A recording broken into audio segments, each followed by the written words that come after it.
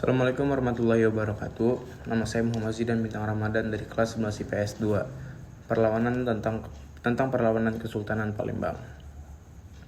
Untuk daftar isi yang pertama, latar belakang terjadinya Perang Palembang, dan yang kedua jalannya perlawanan peperangan Palembang, dan yang ketiga dampak sosial, budaya, ekonomi, pendidikan, dan agama. Baik, untuk latar belakang terjadinya Perang Palembang, bersamaan dengan kontak antara Britania dan Palembang, hal yang sama juga dilakukan Belanda. Dalam hal ini, melalui utusannya, Raffles berusaha membujuk Sultan Mahmud Badarudin II untuk mengusir Belanda dari Palembang. Surat Raffles tertulis pada tanggal 3 Maret 1811. Dengan bijaksananya Sultan Mahmud Badarudin II dalam membalas surat Raffles yang intinya mengatakan bahwa Palembang tidak ingin terlibat dalam permusuhan antara Britania dan Belanda, serta tidak ada niatan bekerja sama dengan Belanda. Namun akhirnya terjalin kerjasama antara Britania dan Palembang, di mana pihak Palembang lebih diuntungkan. Pada tanggal 14 September 1811 terjadi peristiwa pembumi hangusan dan pembantaian di loji Sungai Alur. Belanda menuduh Britania lah yang memprovokasi Palembang agar mengusir Belanda. Sebaliknya, Britania cuci tangan, bahkan langsung menuduh Sultan Mahmud Badarudin II yang berinisiatif melakukannya. Raffles terpojok dengan peristiwa loji Sungai Alur, tetapi masih berharap dapat berunding dengan Sultan Mahmud Badarudin II dan mendapatkan Bangka sebagai kompensasi kepada Britania. Harapan Raffles tentu saja ditolak Sultan Mahmud Badarudin II. Akibatnya Britania mengirim armada perangnya di bawah pimpinan Gillespie dengan alasan menghukum Sultan Mahmud Badarudin II. Dalam sebuah pertempuran singkat, Palembang berhasil dikuasai dan Sultan Mahmud Badarudin II menyingkir ke Muara Rawas juga di hulu Sungai Musi. Selanjutnya,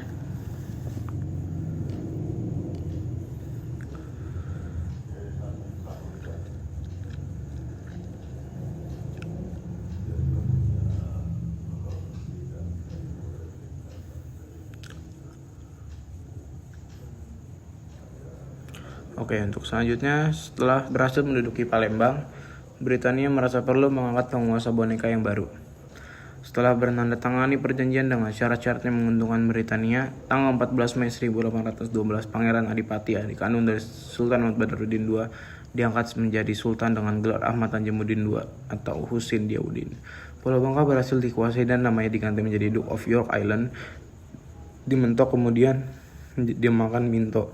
Ditempatkan Kapten Robert Mears dari Kesatuan 17th Native Infantry East India Company sebagai residen. Mears berambisi menangkap Sultan Mahmud Badarudin II yang telah membuat kubu di Muara Rawas. Pada tanggal 28 Agustus 1812, ia membawa pasukan dan persenjataan yang diangkut melalui perahu untuk menyerbu Muara Rawas.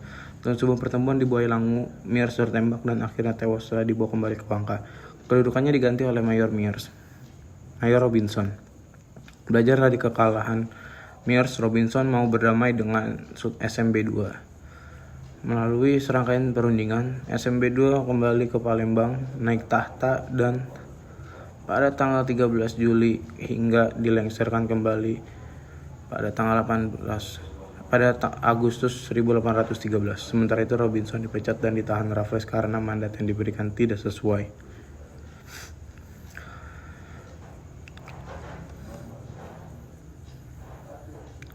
Untuk selanjutnya, jalannya peperangan Palembang.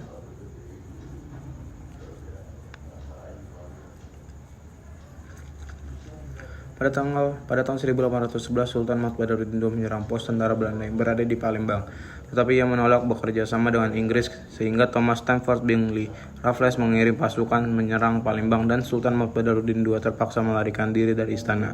Kemudian Raffles mengangkat Sultan Ahmad Tanjamuddin II di Sultan Mahmud Badarudin II sebagai raja. Pada tahun 1813, Sultan Mahmud Badarudin II kembali ambil alih kerajaan, namun 1 bulan berikutnya diturunkan kembali oleh Raffles dan pengangkatan kembali Sultan Ahmad Tanjamuddin II sehingga menyebabkan perpecahan antara keluarga Kesultanan Palembang. Pada tahun 1818, Belanda menuntut pembalas atas kekalahan mereka sebelumnya dan menyerang Palembang serta menangkap Sultan Ahmad Tanjamuddin II dan mengasingkannya ke Batavia. Namun Sultan Palembang kembali bangkit dan melakukan perlawanan, kemudian dipimpin kembali oleh SMB II. Lalu tahun 1819, Kesultanan mendapat serangan dari pasukan Hindia yang diantaranya dikenal sebagai Perang Menteng dari Mungtihe. Pada tahun 1821, kekuatan pasukan lebih dari 4.000 tentara Belanda kembali menyerang Palembang dan berhasil menangkap Sultan Ahmad Badarudin II dan diasingkan ke Ternate. Kemudian tahun 1821, Sultan Ahmad Najamuddin III, anak Sultan Ahmad Najamuddin II sebagai raja berikutnya. Tapi pada tahun 1823, Belanda menjadikan Sultan Palembang berada di bawah pengawasannya, sehingga menimbulkan ketidakpuasan di kalangan istana.